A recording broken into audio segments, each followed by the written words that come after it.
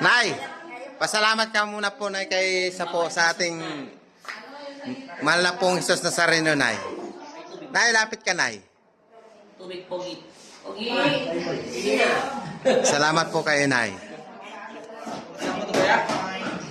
Parang malaki doon siya. Panganay yung masangin. Salamat po, Panginoon. Salamat po, Diyan, patas mo nito po ng patay. Tingin mo yung puwet mo, Ray.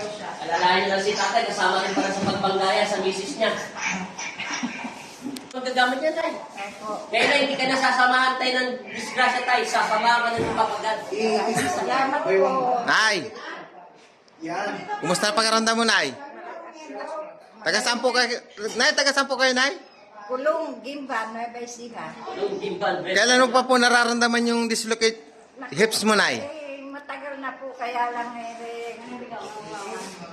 kinakaya ko lang lahat ng trabaho.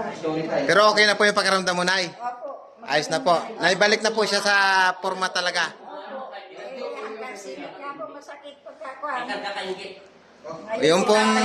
Yung pong may cases na ganitong sakit ni nanay, dislocate hips, kailangan po wag niyo nang patagalin para hindi na magkaroon ng lamad. Sige, Nay, maraming salamat, Nanay. Pinagaling na po kayo ni Papa Jesus. Thank you so much po, Panginoong Sa Kristo.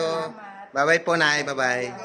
Pag na-case ko kay nanay, huwag niyo na pong patagalin. Kasi pag hindi na po naikot yung hips, hindi na po namin kaya gawin yung pupunta po kayo sa orthopedic sa East Avenue.